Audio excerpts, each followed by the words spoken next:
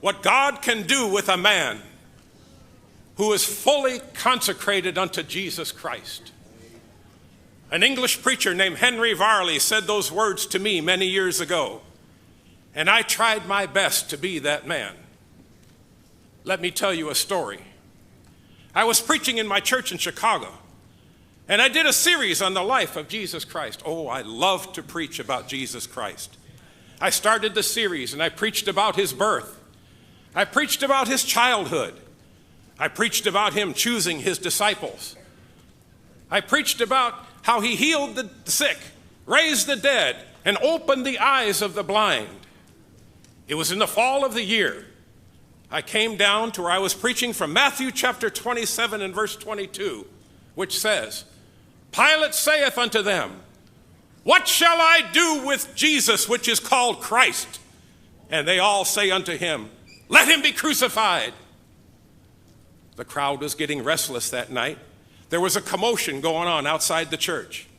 And I said to the people, You have been faithful to come all these weeks during this series. I'm not going to give you an invitation tonight. But I want you to go home, and I want you to think about that question that Pilate said. What shall I do with Jesus, which is called Christ? Now you can go home. That night was October the 8th, 1871. And I turned 2,000 people out into the Great Chicago Fire. When I stepped out of the church, it was like I stepped into hell itself. Women were screaming for their children. Fathers were gathering their families together. Horses were running wild in the streets. And the flame and the sound of the fire sounded like a freight train roaring through the city. I got my family out to the outskirts in a safe place, and I went back into the city to see what I could do. But you couldn't do anything. The heat and the smoke were too great. I made my way over to Lake Michigan, to the shoreline, and I stood there that night, and I watched as Chicago burned to the ground. The next day, when I was able to go into the city, I went by the YMCA building that I built. It was gone. I went by Farwell Hall. Gone. I went back to the church. It was gone.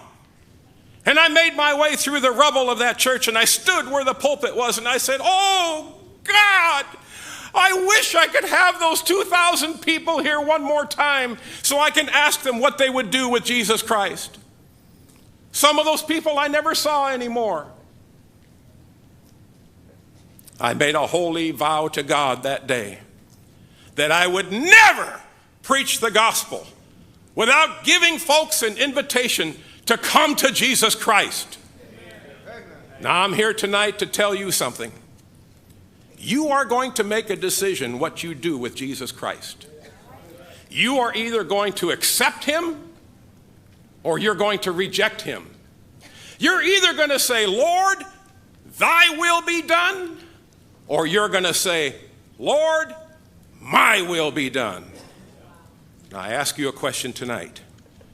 Will you be the one that the world would finally see with a life that's totally surrendered to Jesus Christ?